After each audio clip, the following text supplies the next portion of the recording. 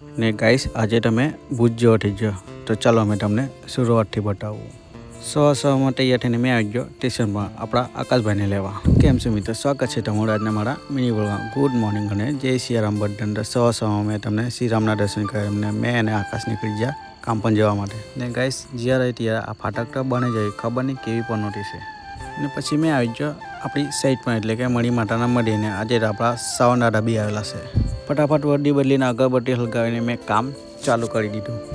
ને આજે તમે વાઇટિંગ ચોક કરતા છે ને આ ચકલા મને ક્યારના જોયા કરતા છે। પછી થોડુંક કામ કરીને મેં આવી ગયો ચા લેવા।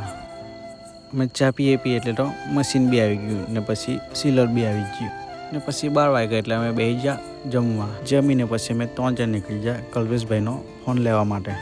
આપણા કલ્પેશભાઈએ તો આ ફોન પસંદ કર્યો ને પછી 2 વાગ્યા એટલે અમે લાગી ગયા કામ પણ।